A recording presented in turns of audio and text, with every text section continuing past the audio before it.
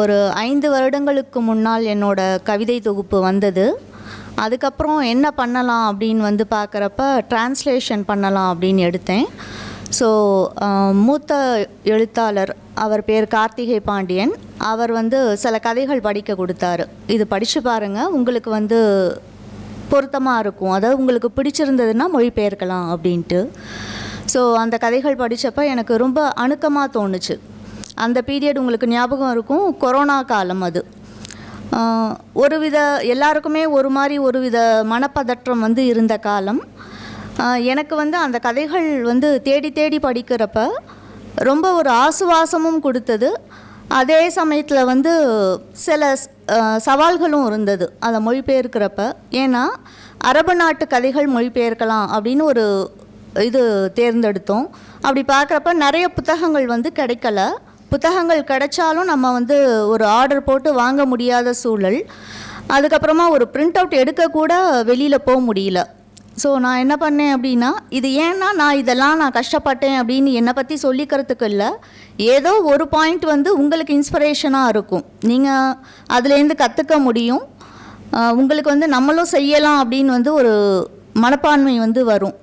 So அப்போ ஒரு கதையுமே நான் அந்த தொகுப்பில் 14 கதைகள் தேர்ந்தெடுத்தேன். ஸோ தேர்ந்தெடுக்கிறதுக்கு சில விதிகள் மாதிரி ஒன்று வச்சுக்கிட்டேன். மெயினாக பெண்கள் எழுதின கதைகளாக இருக்கணும், அதுவும் எகிப்து, சவுதி அரேபியா, ரியாத், அது மாதிரி அரபு நாட்டு சார்ந்த கதைகளாக இருக்கணும். ஒரே மாதிரி பெண்ணிய கதைகள் அப்படின்னா ஒரே மாதிரி அமையும். சில சமயம் ஒரு 600 கதைகள் கிட்ட தேடி தேடி படித்தேன் நான். அப்படி ஒரே மாதிரி இருக்கக்கூடாது. ஒரு படிக்கிறவங்களுக்கு வந்து ஒரு சுவாரஸ்யமாகவும் இருக்கணும், அவங்க வந்து ரிலேட் பண்ணிக்க முடியணும். ஸோ பெண்களின் ஒரு 7 நிலை நம்ம சொல்லுவோம் இல்லையா, 7 பருவங்கள் சொல்லுவோம். பெதும்பை முதல் ஒரு பேரிளம் பெண் அப்படிங்கிற அது வரைக்குமே வந்து ஒரு கதையாக செலக்ட் பண்ணேன். ஸோ அந்த மாதிரி வந்து ஒரு வாழ்க்கை சில சிதறல்கள், அந்த கதை தொகுப்பு பேர் ஒரு வாழ்க்கை சில சிதறல்கள். அதில் வந்து பார்த்திங்கன்னா நிறைய பெண்களோட வலிகள், இல்லை அரபு நாட்டில் வந்து அவங்களோட வாழ்வியல் முறை எப்படி இருக்குது, ஒரு சமூகம் சார்ந்து மதம் சார்ந்து என்ன மாதிரி சவால்கள் அவங்களுக்கு இருக்குது அப்படிங்கிறத பற்றி வந்து இருக்கும். பொதுவாக மொழிபெயர்ப்பு அப்படின்னா உங்களுக்கு எதுவும் ஐடியா இருக்கா? மொழிபெயர்ப்பு அப்படின்னா என்ன?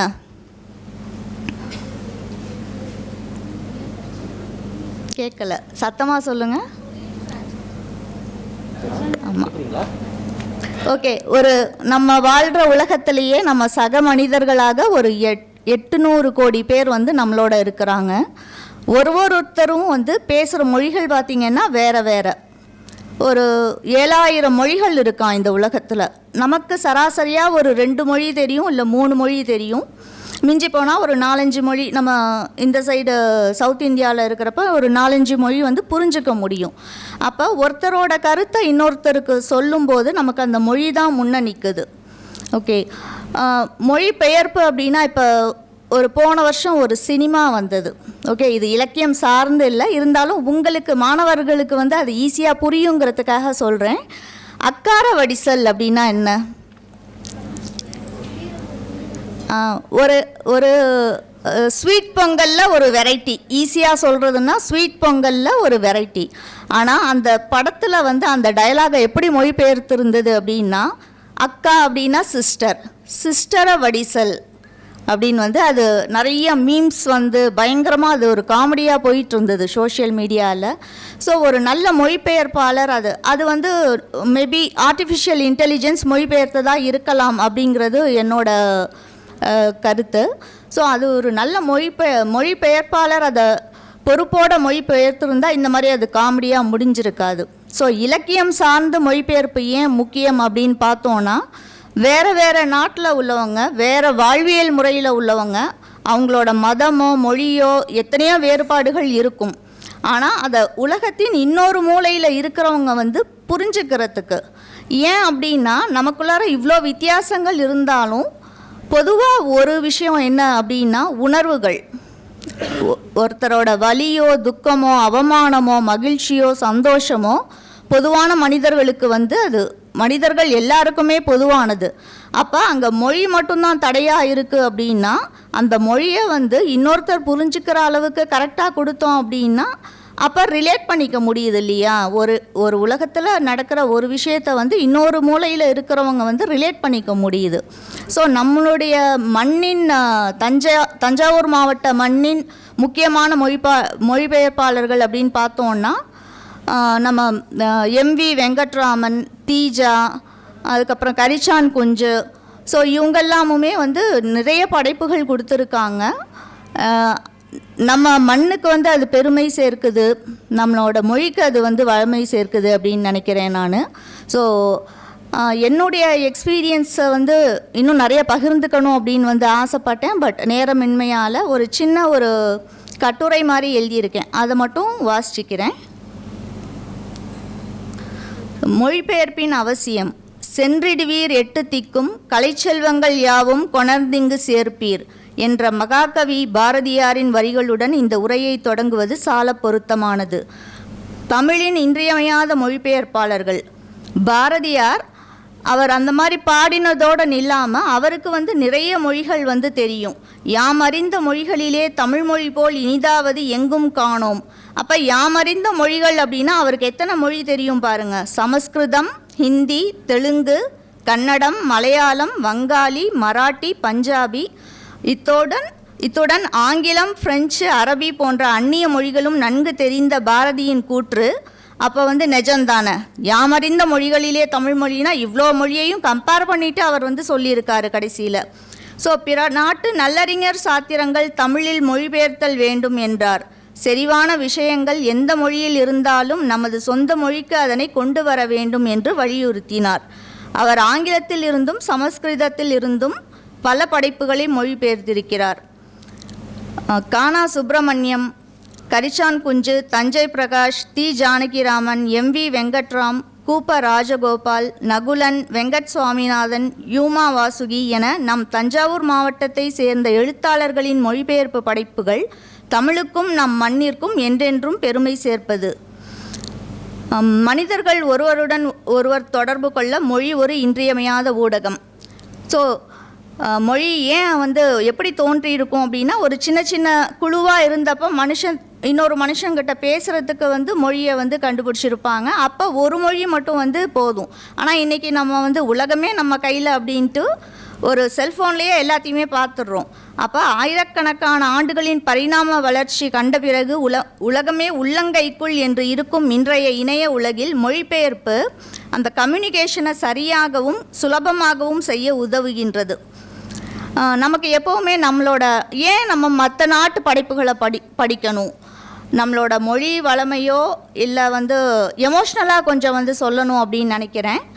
நமக்கு நம் வாழ்வு குறித்த ஒரு போதாமை இருக்கிறது. இன்னதென்று பெயரிடப்படாத ஒரு ஏக்கமும் ஆவலும் நம்மை அலைகழிக்கிறது. அன்றாடத்தின் மீது ஒருவித சலிப்புக்கு ஆட்பட்டவர்களாகவே வாழ்வை செலுத்துகிறோம். இந்த தேடலை, ஆவலை, ஏக்கத்தை கற்பனைகளால் இட்டு நிரப்புவதற்காகத்தான் நமக்கு புத்தக வாசிப்பு, திரைப்படம் போன்றவை தேவையாக இருக்கின்றன. நம் தனிப்பட்ட வாழ்வில் நமக்கு ஏற்படும் அனுபவங்கள் அல்லாது நமக்கு நன்கு அறிமுகமான வாழ்க்கை முறையில் முழுமையான நிறைவு தோன்றுவதில்லை. புத்தகங்கள் வழியாக பல மாறுபட்ட சாத்தியங்களை உள்ளடக்கிய அனுபவங்களை நாம் பெற முடிகிறது. அதிலும் குறிப்பாக மொழிபெயர்ப்பு புத்தகங்கள் புதிய உலகம் ஒன்றை அறிமுகப்படுத்தும் போது நம் மனம் பரவசம் அடைகிறது. அது இரகசிய ஆவலை சற்றே ஆசுவாசப்படுத்துகிறது. உலகின் வேறொரு பகுதியில் வசிப்பவர்களின் நிலப்பரப்பு, வாழ்வுமுறை, சமூகச் சூழல், நாகரிகம், இலக்கியம், கலை, அறிவியல், கலாச்சாரம், பண்பாடு, அரசியல், தத்துவம், பொருளாதாரம் என்ன புற வாழ்க்கையின் பல்வேறு கூறுகள் மட்டுமில்லாமல் மனிதர்களின் சிந்தனையோட்டங்களையும் மனச்சிடுக்குகளையும் மொழிபெயர்ப்பு மூலம் நாம் தெரிந்து கொள்ள முடிகிறது. பல்வேறு புற வேறுபாடுகள் இருந்தாலும் மனிதர்கள் உணர்வு வழியே வாழ்பவர்கள். காதல், காமம், மகிழ்ச்சி, துக்கம், பசி, வலி, அவமானம் போன்ற உணர்வுகள் இனம், மொழி, நாடு கடந்து பொதுவாக இருக்கின்றன. இதனால்தான் வேற்று நிலத்தின் கதைகளில் கதாபாத்திரங்களில் தங்களை பொருத்தி கொள்ள முடிகிறது. நம் மொழியின் இருக்கும் சிறப்பான இலக்கியங்களை உலகம் முழுவதும் பரவச் செய்யவும் மொழிபெயர்ப்பு உதவுகிறது. நம்ம மொழியிலேருந்து பிற மொழிக்கு போனது என்னென்ன அப்படின்னு பார்த்தீங்கன்னா சிலப்பதிகாரம், திருக்குறள், பாரதியாரின் படைப்புகள், புதுமைப்பித்தன் சிறுகதைகள், சங்க இலக்கியங்கள், இது மாதிரி நிறைய விஷயங்கள் நம்மளுடைய இலக்கியத்தில் முக்கியமான பல வந்து வெளிநாட்டு மொழிகளில் மொழிபெயர்க்கப்பட்டிருக்கு. தமிழ்நாடு அரசு தமிழ் வளர்ச்சித்துறையின் மூலம் தமிழில் இருந்து ஆங்கிலம், பிரெஞ்சு, ஜெர்மன், சீனம் போன்ற மொழிகளுக்கு மொழிபெயர்க்கப்பட்ட நூல்களை தேர்ந்தெடுத்து உலகின் தலைசிறந்த 100 பல்கலைக்கழகங்கள் மற்றும் புகழ்பெற்ற நூலகங்களில் இடம்பெறச் செய்யும் முயற்சியில் ஈடுபட்டுள்ளது. மேலும் தமிழ் பல்கலைக்கழகத்தின் மொழிபெயர்ப்பு துறை தமிழ் மொழியில் இருந்து பிற மொழிகளுக்கு மொழிபெயர்க்கப்பட்ட நூல்களையும் பிற மொழிகளில் இருந்து தமிழில் மொழிபெயர்க்கப்பட்ட இலக்கியம், அறிவியல் போன்ற நூல்களையும் மதிப்பீடு செய்து புதிய மொழிபெயர்ப்பு நுணுக்கங்களை ஆய்வு செய்கிறது. நமக்கு மொழிபெயர்ப்பு அப்படின்னு ஒரு துறையே இல்லை அப்படின்னா நம்ம ஷேக்ஸ்பியர், ஹெமிங்வே, ஆண்டன் செக்காவ், போர்ஹேஸ் இவங்க பேரெல்லாம் கூட நம்ம வந்து கேள்விப்பட்டிருக்க மாட்டோம். ஸோ இப்போ ரீசண்டாக வந்து ஹாங்காங் அப்படிங்கிறவங்க தென்கொரிய எழுத்தாளர் அவங்க நோபல் பரிசு வாங்கியிருந்தாங்க. அவங்களோட கொரியன் மொழியிலேருந்து ஆங்கிலத்துக்கு மொழிபெயர்த்தது யார் அப்படின்னு பார்த்தீங்கன்னா டெபோரா ஸ்மித் அப்படிங்கிறவங்க. அந்த மொழிபெயர்ப்பு செய்யப்பட்டதுக்கு அப்புறம் தான் உலகளாவிய ஒரு ஈர்ப்பை வந்து அந்த நாவல் பெறுது, நோபல் பரிசுக்கு வந்து போகுது. ஸோ இவ்வளோ வேற்றுமைகள் இருந்தாலும் நம்ம மனதளவில் உலகளாவிய ஒருமித்த அணுக்கத்தை உருவாக்குவதில் மொழிபெயர்ப்புக்கு இன்றியமையாத இடம் இருக்கின்றது. ஸோ உலகின் எங்கோ ஒரு மூலையில் நடக்கும் சம்பவங்கள் இவ்வளவு எல்லைகளையும் தாண்டி ஊடகங்களின் மொழிபெயர்ப்பு வழியே வேறொரு இடத்தை அடையும் போது சமூக எழுச்சிக்கும் மாற்றத்திற்கும் கூட வழிவகுக்கின்றது. ஸோ உங்ககிட்ட சில வார்த்தைகள் என்னுடைய அனுபவங்கள் பகிர்ந்துக்கிட்டதில் ரொம்ப மகிழ்ச்சி. வாய்ப்புக்கு ரொம்ப நன்றி. வணக்கம்.